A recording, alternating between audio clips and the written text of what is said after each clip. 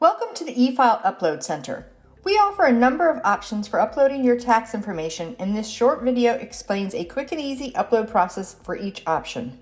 Importing tax data is an ideal solution for customers with bulk filings and anyone looking to avoid manual data entry.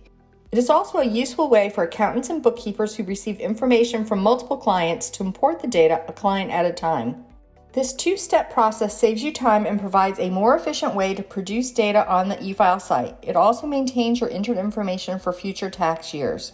It's important to note that payers, recipients, and tax forms will be created automatically from the data you import, and you'll have the opportunity to review the forms and make changes if necessary. Remember, when uploading data, there is no need to manually set up payers and recipients in advance. The first step when uploading tax data is to choose your method of data import. We offer several ways to upload data, including from an Excel template, QuickBooks, and Xero.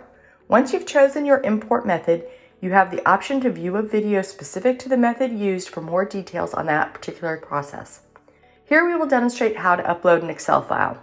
Step 2 is to browse your computer to choose the file to upload. 1. Click the Select File to Import button on the screen. 2. Search your computer for the file.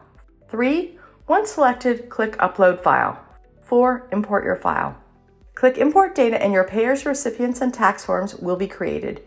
If you are importing a large amount of data, your import will be queued and you can leave the screen and do other tasks or even sign out.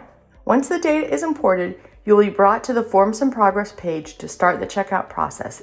Any errors in the upload will be indicated and you'll have the chance to make corrections before checking out.